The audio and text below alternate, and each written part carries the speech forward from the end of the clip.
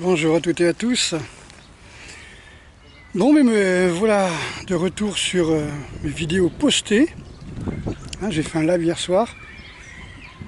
Donc aujourd'hui, je m'interrogeais sur l'identité. Je vois beaucoup de gens qui s'engueulent durant mes lives sur les religions, sur l'identité, la différence entre le nationalisme, le patriotisme, droit du sol, droit du sang.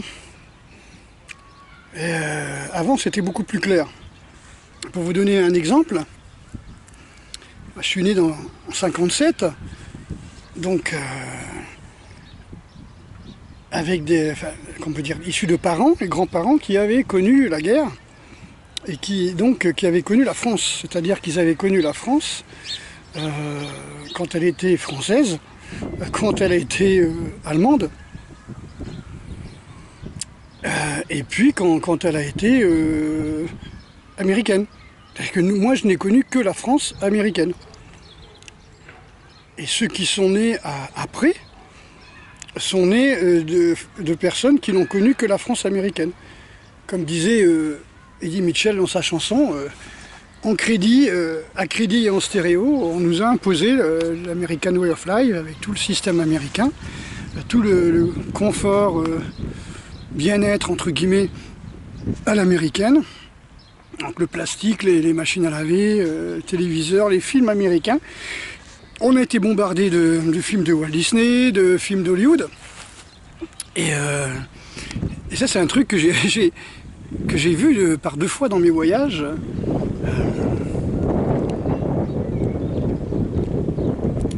Je laisse passer un peu le vent. Par exemple, quand je suis allé en 89, je crois, je parlais à 89 ou 90, je suis allé en Espagne, à Torremolinos, 90 je crois, pour rencontrer Maître Atsumi. Et là, en traversant l'Espagne, c'était pas comme dans mes livres espagnols, tu vois.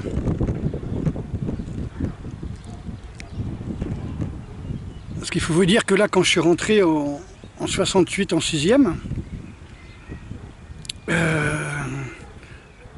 anglais obligatoire. Et 2 ans après, à 13 ans, c'était espagnol ou allemand, quoi. Je veux dire, bon, quelques fils de communistes apprenaient le russe, bien sûr. Eux, leur identité, c'était refus d'américains, plutôt les Russes, quoi. Ils étaient du côté russe, tu vois. Ils étaient déjà avec un projet d'expatriation de l'autre côté du rideau de fer, ou bien de faire le nid du communisme en France, quoi. Donc ça, c'était le truc. Donc quand je suis allé en Espagne, j'ai vu que du truc américain, quoi. Des chicken fries, je sais pas quoi, les trucs là. Ouais, j'ai vu vraiment que des trucs, les McDo, des trucs comme ça, des KFC, voilà, c'est ça, des trucs comme ça. J'ai pratiquement trouvé un restaurant espagnol qui faisait de la bouffe espagnole. Donc du coup, j'ai mangé que chinois, quoi. Quand je suis allé en Allemagne, c'est pareil, j'ai mangé que chinois ou japonais parce que voilà, quoi, à part quelques restaurants éventuels qui faisaient des patates avec de la saucisse et de la choucroute, avec du beurre, de la graisse d'oie ou de cochon, je ne sais trop quoi. Bon, ça m'intéressait pas trop, quoi. Mais j'ai eu du mal, quoi. Je me suis vraiment cru aux États-Unis partout, quoi, dans tous les trucs à l'américaine, quoi, une colonie américaine. Donc notre identité, hein, les gens qui ont 16-17 ans, là, qui courent sur le nationalisme, l'identitaire ou je ne sais quoi, sur quoi ils se basent, puisque ni eux ni leurs parents n'ont connu vraiment la France où tout le monde se promenait en béret, où les femmes allaient à l'église en foulard, où les messes étaient plus ou moins en latin, et on parlait chacun le patois de son village, quoi, de sa région. C'est extraordinaire, quoi. Je trouve ça bizarre, quoi. Alors, sur quoi il se base? Il se base sur le roman national, sur Vercingétorix, écrit par Napoléon III, sur les livres de Michelet. Je sais pas sur le Petit Lavis, par exemple, livre d'histoire, a été écrit en 1800 et des poussières, 1880, vers la 70-80. Et ça, jusque dans les années 50-55, on avait ces livres-là pour apprendre l'histoire de France, quoi. C'était le roman national, Clovis, Roncevaux, tu vois, Roland de Roncevaux, le vase de Soissons avec Clovis, tous ces trucs-là qu'on s'est aperçus en étudiant un petit peu l'histoire par la suite, qui étaient totalement faux. Hein, je veux dire, Roland de Roncevaux, ce sont les Basques qui les ont descendus, enfin qu'il a descendu, et Vercingétorix, il avait été formé par exemple par César. C'était un de ses, comme tout fils de prince, il a fait son service militaire, on va dire, chez César, dans les troupes romaines. Et comme Arminius, comme je disais, hein, avant de se révolter, c'est Clovis, le vase de Soissons, si c'était un vase en bronze, il risquait pas de le casser, quoi, tu vois. Donc à l'époque, c'était plus ça, quoi. Donc c'est vraiment le roman national. Donc est-ce qu'on doit se bâtir une identité sur des choses qui s'avèrent actuellement faux? Regardez sur Google, faites Google qui n'est pas français d'ailleurs, faites Google ou un autre moteur de recherche et faites les mensonges de l'histoire ou mensonges histoire. Et vous allez dans livres et vous allez avoir une vingtaine, si c'est pas plus, de livres, comme je dis, qui s'appellent Ces beaux mensonges qui ont fait l'histoire, les mensonges de l'histoire. Je parle même pas de la médecine, tous ces contes à dormir debout. Non, non, je parle vraiment des mensonges historiques, bien que Pasteur fasse partie du roman national aussi. Qu'on s'est aperçu que tout est faux dans ces histoires-là. Ben, même là, vous voyez, c'est quand même extraordinaire. C'est-à-dire, si on se base sur des trucs qui s'avèrent faux, quoi. Après, vous avez un petit peu les gens qui disaient, par exemple, Napoléon était tout petit, alors qu'il faisait 1m65, ce qui était la taille moyenne à l'époque, c'était 1m63 ou 60. Regardez les uniformes de la guerre 14, regardez quand j'ai visité les châteaux de Chambord, j'ai vu l'uniforme de François Ier, c'était tout petit, et pourtant il n'était pas grand, hein, il n'était pas minuscule. Hein. J'ai regardé la statue de Henri IV au château de Pau, j'ai l'impression que c'était un nain, quoi, je veux dire, il devait faire 1m55, 60, avec des gros mollets et un gros torse. Tout le monde était vraiment, vraiment petit, hein. Les femmes devaient faire 1m45 à l'époque, quoi. C'était vraiment 1m50, 45, comme beaucoup de mamies au début du XXe siècle. Enfin, de gens au début du XXe siècle, qui sont des mamies. Voilà, donc c'est pour ça que qu'est-ce que c'est qu'être français aujourd'hui? Voilà, je vous pose la question, les amis. Est-ce que le droit du sang, est-ce que le droit du sol? Sur combien de générations il faut remonter? On a été élevé par Hollywood et Walt Disney. Donc voilà, nous, les Français, enfin, moi quand j'ai fait mon service à l'armée, chez les Pays-Bas, j'étais dans un régiment anti-char et j'avais parachutiste infanterie de marine mais anti-char.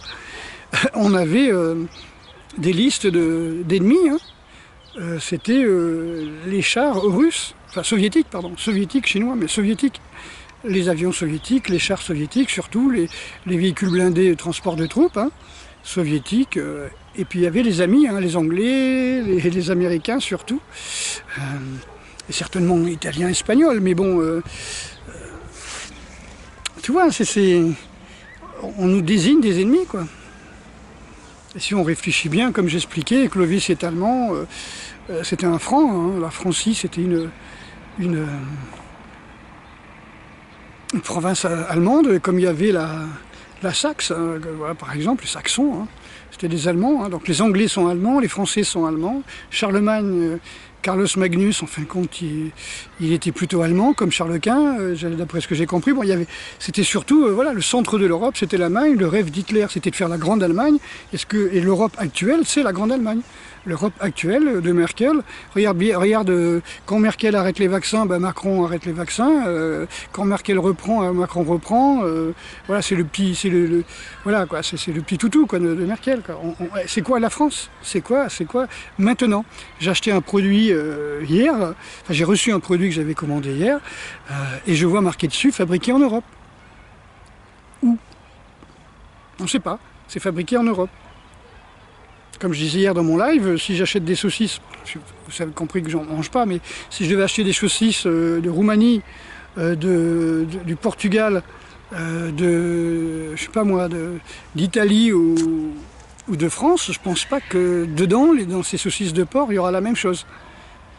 On a bien vu avec l'histoire des saucissons fait avec des chiens, des ânes, etc., quoi, qui venaient de Roumanie. On a bien vu la SPA espagnole qui dealait avec une fabrique de raviolis à côté, quoi. Tous les chiens passaient dans le ravioli, quoi.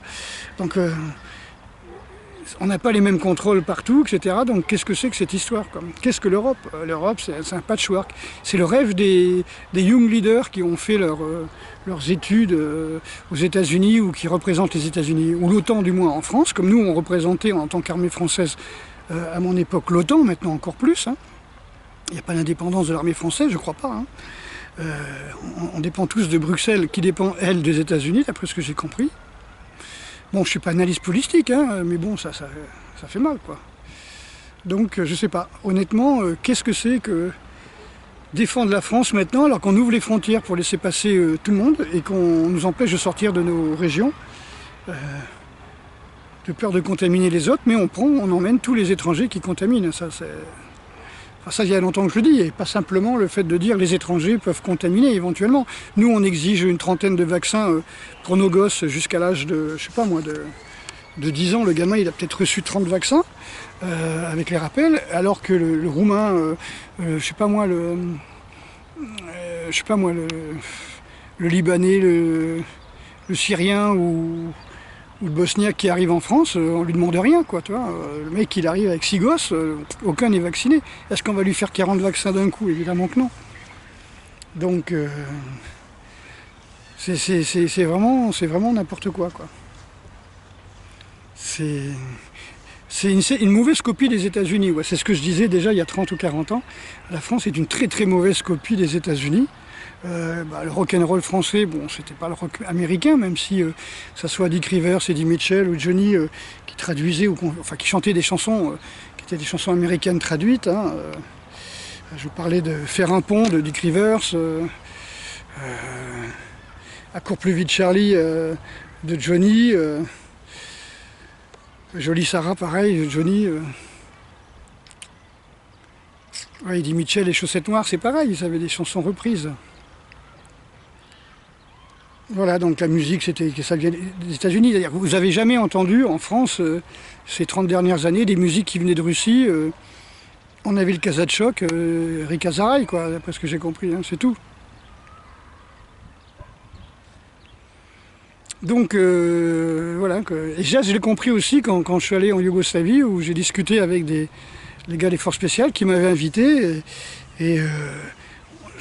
Même en Slovénie après, hein, j'y suis allé l'année après en Slovénie, et je discutais, je parlais de films et tout ça, et eux, par exemple, tu parlais d'acteurs américains, tout ça, de Rocky, de machin comme ça, ils connaissaient pas, quoi.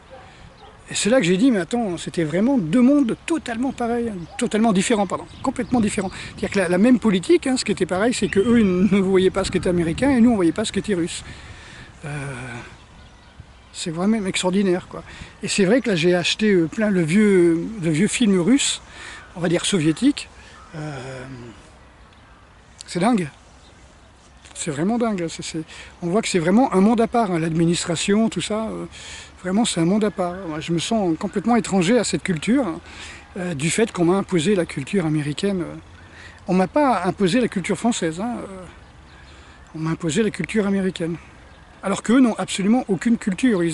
S'il y a bien un pays où il n'y a pas de culture, il n'y a pas de passé, il n'y a pas d'église qui ont plus de 100 ans, c'est bien aux États-Unis, quoi. Enfin, 200 ans, on va dire. C'est bien aux États-Unis. Les premiers colons, ils avaient fait des églises en bois. Chez les Indiens. Moi, je sais pas, vous allez dans une église en Italie, vous allez dans une église à New York, c'est pas la même chose, quoi. Vous n'avez pas l'église du 16e ou 14e siècle, toi, ou du 10e siècle, par exemple. C'est pas du tout le même feeling. Donc voilà, n'hésitez pas dans vos commentaires et me dites pas si tu sais pas ce que c'est que la culture française, qu'est-ce que tu fous là, hein. Ça va les gars, d'accord. Donc, mais comment vous définissez, là en 2021, la culture française avec un pays qui vous dit qu'il n'y a pas de culture et qui ferme les centres culturels qui empêche les gens d'acheter des livres, mais par contre qui encourage à acheter des magazines et de regarder la télévision de ses sponsors, hein, les sponsors qui ont les magazines qui nous wash-brain toute la journée. Hein. D'ailleurs, wash-brain, c'est un mot, un anglicisme, hein, c'est-à-dire qui nous lave le cerveau.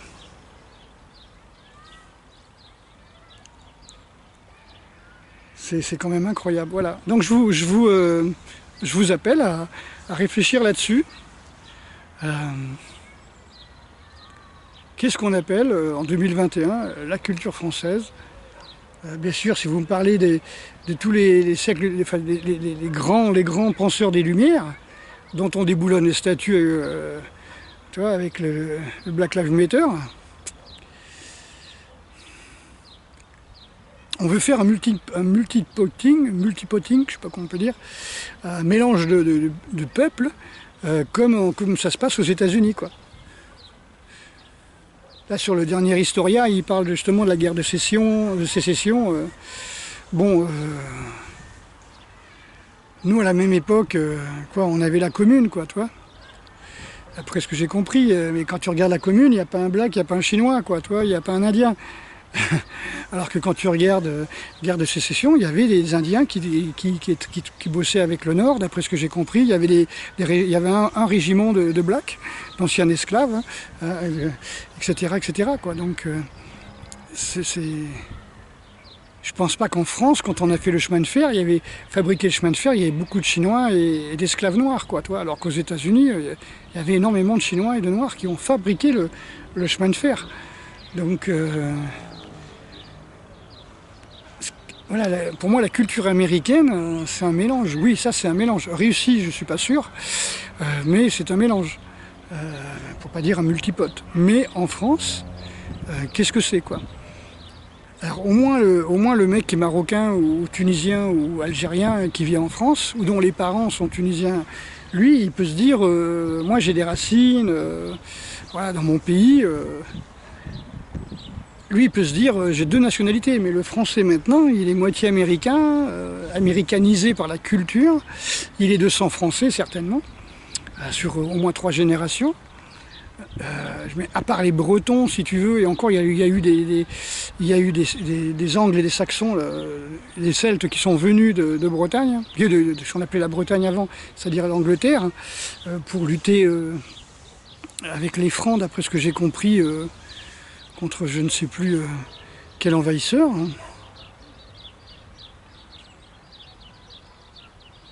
Au moins sur 3 générations, voilà, les Bretons, les Basques sont Basques, les Corses sont Corses.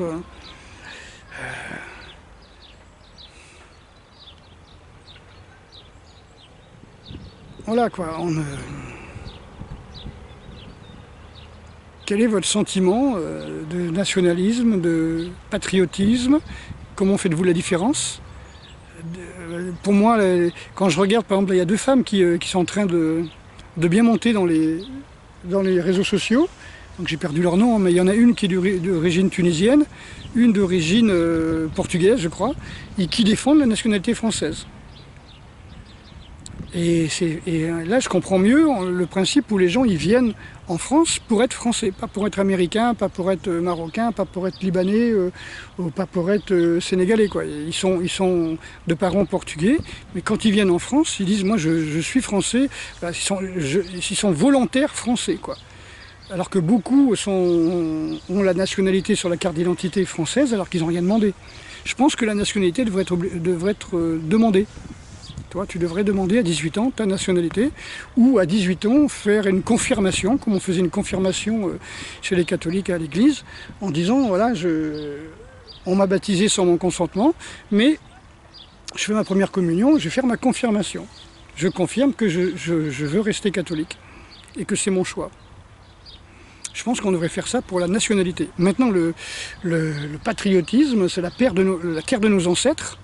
Je pense que pour un Marocain, un Portugais ou un Brésilien ou un Sénégalais, ça va être dur d'être patriote, parce que patriote, lui, la terre de ses ancêtres, c'est pas la France. Donc comment faites-vous la différence entre un patriote, un nationaliste, un Français de souche, Voilà, c'est tout ça qu'il faut voir. On a eu beaucoup de pieds noirs, par exemple, qui étaient énormément patriotes, quoi. Alors que, en fin de compte, ils étaient plus nationalistes que patriotes, puisque leurs parents étaient nés en Algérie, par exemple. Alors, et beaucoup n'étaient pas chrétiens, c'était ou des musulmans ou des juifs. Donc, mais ils étaient très nationalistes. Ouais. Parce que ils avaient été foutus dehors de leur patrie, c'est-à-dire du pays où étaient nés leur père et leur mère et leurs grands-parents. Et ils se retrouvaient en France, mais c'était voilà, ils étaient en territoire français, on va dire, depuis Napoléon Ier, quoi. Depuis les conquêtes d'Égypte, etc., quoi. Donc comment voir ça? Comment voyez-vous ça, quoi? Et dans un autre côté, qu'est-ce que vous pensez si demain il y a la guerre, prendre les armes pour défendre, mais vous défendez quoi? Des libertés, votre gouvernement, votre race, votre couleur de peau, votre patrie, comment ça se passe? C'est un truc que je me pose la question. Parce que là, les flics, les CRS ou l'armée, ils défendent pas ni la nation ni la patrie, ils défendent la République. C'est-à-dire un truc maçonnique avec un gouvernement pro-américain et avec Véran pro-chinois qui veut nous fliquer à mort, quoi. Donc comment vous sentez ces choses-là? Comment vous-même vous le ressentez? Prenez votre temps avant de répondre, hein, répondez pas à chaud, méditez là-dessus. Si demain il fallait prendre les armes, il faudrait prendre les armes contre qui? Tu vois? Parce que peut-être, voilà quoi, peut-être qu'à un moment il va falloir défendre sa vie, défendre sa santé. Hein.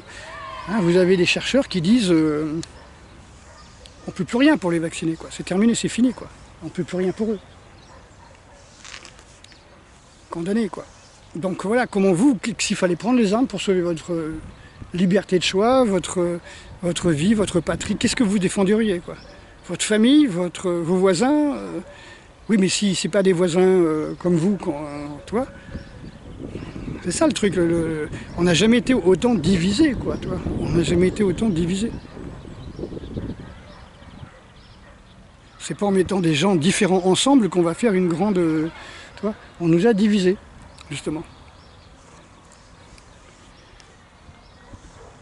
Allez, gros bisous. On choisit ses copains, mais rarement sa famille, comme disait l'autre.